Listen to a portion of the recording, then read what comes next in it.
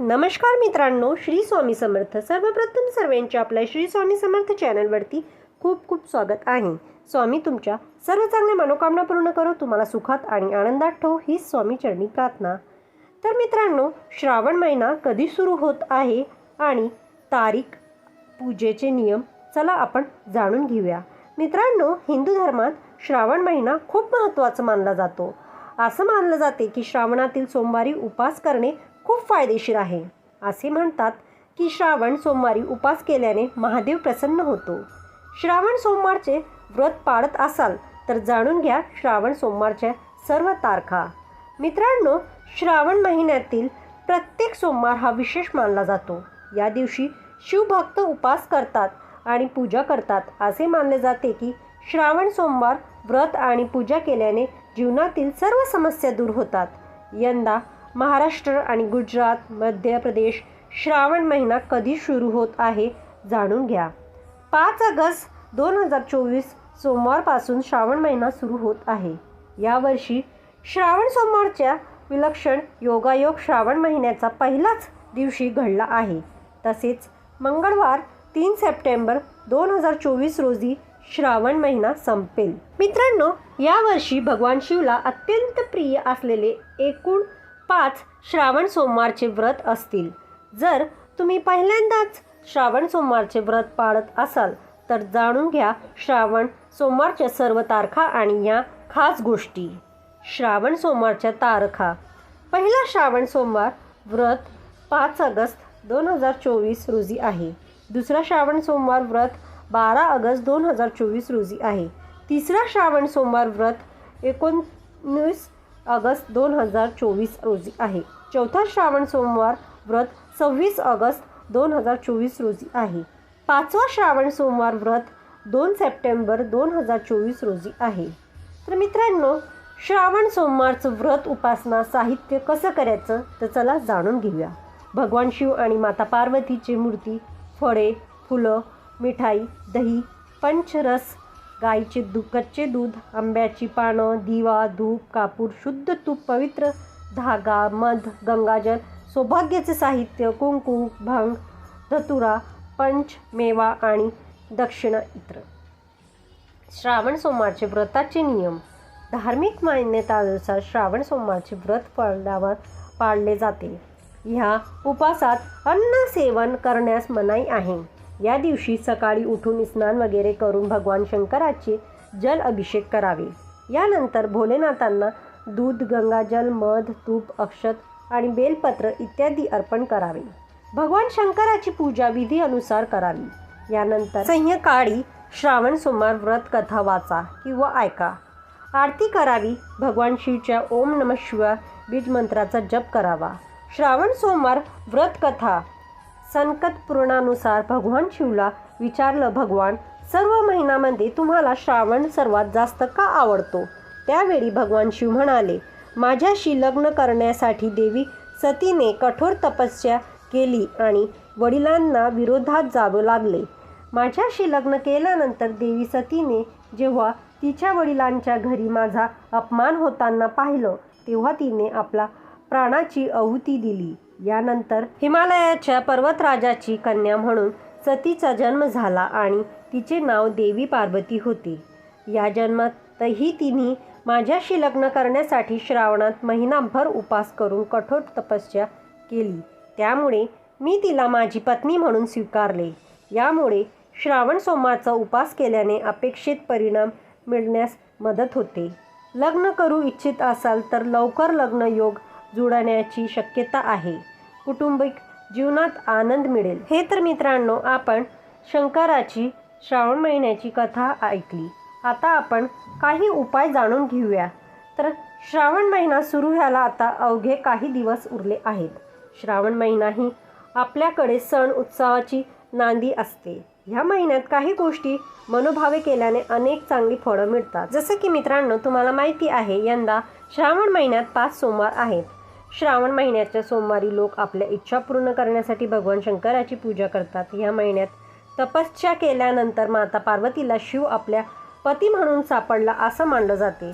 श्रावणाच्या दिवसांमध्ये काही गोष्ट केल्यास नोकरी, घर, कुटुंब, वैवाहिक जीवन, आरोग्य आणि पैशांची संबंधी अडचणी दूर होऊ शकतात. तर मित्रांनो, जाणून घेऊया श्रावण महिन्याचे महत्त्व आणि भगवान शंकराला प्रसन्न करण्याचे उपाय.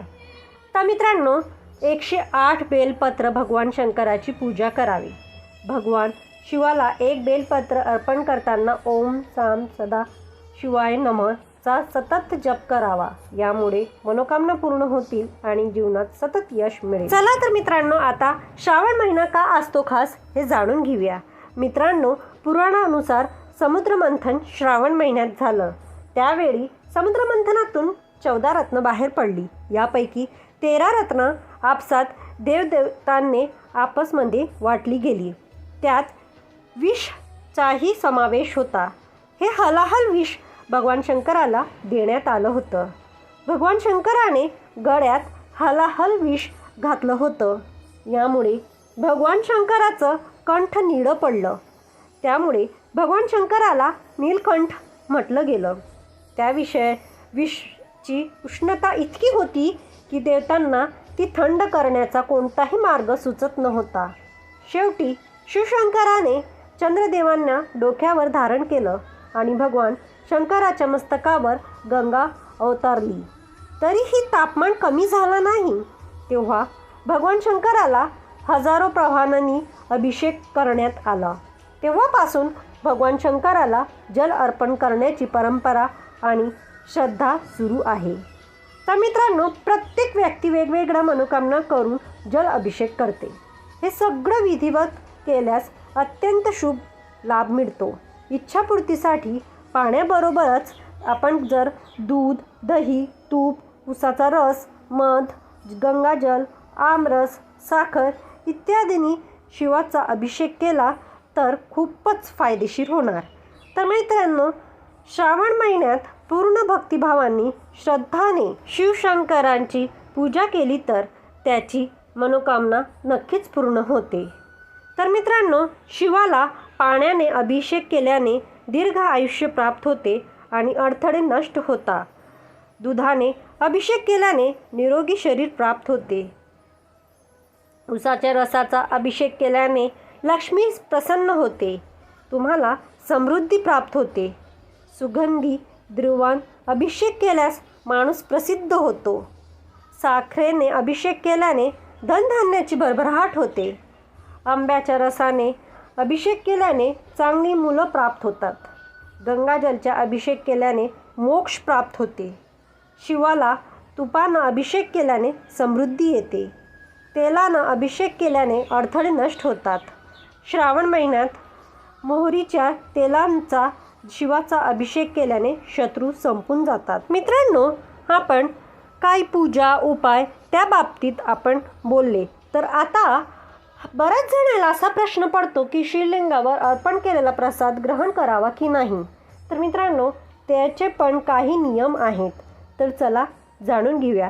त्याआधी मित्रांनो, तुम्ही चॅनलवरती नवीन असताना आणि चॅनलला सबस्क्राईब नसेल करेल तर प्लीज चॅनलला सबस्क्राईब करा आणि बाजूला बेल आयकॉनचं बटन आहे त्यालाही क्लिक करा, जेणेकरून आमचे नवनवीन व्हिडिओ तुम्हाला ऐकायला मिळतील आणि आमचंही प्रोत्साहन वाढेल. तर मित्रांनो, श्रावण महिन्यात शिवलिंगाच्या पूजेला विशेष महत्त्व आहे. यावेळी भाविक शिवलिंगावर प्रसादही अर्पण करतात. मात्र शिवलिंगावर अर्पण केलेला प्रसाद ग्रहण करावा की नाही किंवा घरी आणावा की नाही, तसेच भगवान शंकराला अर्पण केलेला प्रसादाचे काय करायचं या बाबतीत अनेकांमध्ये संभ्रम आहे. तर मित्रांनो, शिवपुराणानुसार शिवलिंगाला प्रसाद अर्पण केल्याने सर्व पापे नष्ट होतात आणि रोगांपासून मुक्ती मिळते. यामुळे जीवनात देवत्व येते. ह्या संदर्भात एक कथा सांगितलेली जाते. कथेनुसार भगवान शंकराच्या मुखातून चंडेश्वर नावाचा गण प्रकट झाला होता. शिवजीच्या चंडेश्वरला भूतांचा अधिपती करण्यात आला. तसेच शिवलिंगाला अर्पण केलेल्या प्रसादावरही देवाने अधिकार दिला. शिवलिंगाचा प्रसाद खाणे म्हणजे चंडेश्वर म्हणजेच भूतांचे भोजन खाल्ल्यासारखं मानलं जाते. त्यामुळे माणसांनाही ते खाऊ नये. अनेक विधानाचे मत वेगळे असे देखील आहे की केवळ विशिष्ट प्रकाराचे शिवलिंगाला अर्पण केलेला प्रसाद खाऊ नाही, इतर पिंडीवर अर्पण केलेला प्रसाद खाऊ शकतो. तुम्ही शिवलिंगाला अर्पण केलेला प्रसाद खात असाल किंवा घरी नेत असाल तर नियम लक्षात ठेवणे अत्यंत आवश्यक आहे. तर मित्रांनो, कोणत्या शिवलिंगाला अर्पण केलेला प्रसाद खाऊ नये तर चला बघूया. जानक राजांचे मते सर्व शिवलिंगांना दिलेले प्रसाद हा चंद्रेश राजा भाग मानला जात नाही. साधारण दगड, चिनी माती आणि मातीपासून बनवलेल्या शिवलिंगाचा प्रसाद खाऊ नये. अशा शिवलिंगावर अर्पण केलेला प्रसाद खाण्याऐवजी नदीत वहावा. या शिवलिंगाला अर्पण केलेला प्रसाद तुम्ही खाऊ शकतात. तर मित्रांनो बघूया. धार्मिक ग्रंथ आणि विधानांच्या मते तांबे, सोने, चांदी इत्यादी धातूंनी बनविलेले तसेच पारद शिवलिंगावर अर्पण केलेले प्रसाद ग्रहण करता येऊ शकतो. ह्या धातूंनी बनवलेले शिवलिंगाचा प्रसाद खाल्ल्यास कोणत्याही प्रकारचा दोष नसतो. तसेच शिवलिंगासोबत शालिग्राम असल्यास दोष लागत नाही. अशात शालिग्रामसोबत शिवलिंगाची पूजा केल्यावर अर्पित केलेले प्रसाद ग्रहण केल्याचे काही नुकसान नाही. तसेच शंकराच्या मूर्तीला अर्पित करण्यात आलेला प्रसाद ग्रहण केल्याने कोणत्याही प्रकारची हानी होत नाही. अशा लोकांवर महादेवाची कृपा प्राप्त होते. तर मित्रांनो, आज आपण महादेवाची पूजा, श्रावण महिना कधी चालू होतो आहे, किती श्रावण सोमवार पडत आहेत, पूजा, विधी, उपाय, प्रसाद सर्व बाबतीत आपलं बोलणं झालं आहेत. तर मित्रांनो, तुम्हाला जर हे व्हिडिओ आवडला असेल तर तुमच्या मित्रपरिवारांबद्दल शेअर करा आणि तुम्ही चॅनलवरती नवीन असाल तर चॅनलला सबस्क्राईब करायला विसरू नका आणि बाजूला बेल आयकॉनचं बटन आहे त्यालाही क्लिक करा, जेणेकरून आमचे नवनवीन व्हिडिओ तुम्हाला ऐकायला मिळतील आणि त्याच्यामुळे आमचंही प्रोत्साहन वाढेल आणि आम्ही तुमच्यासाठी असे नवनवीन व्हिडिओ आणत जाऊ. तर मित्रांनो, कमेंट बॉक्समध्ये ओम नमः शिवायचा जयघोष करायला विसरू नका. ओम नमः शिवाय. श्री स्वामी समर्थ. जय जय स्वामी समर्थ.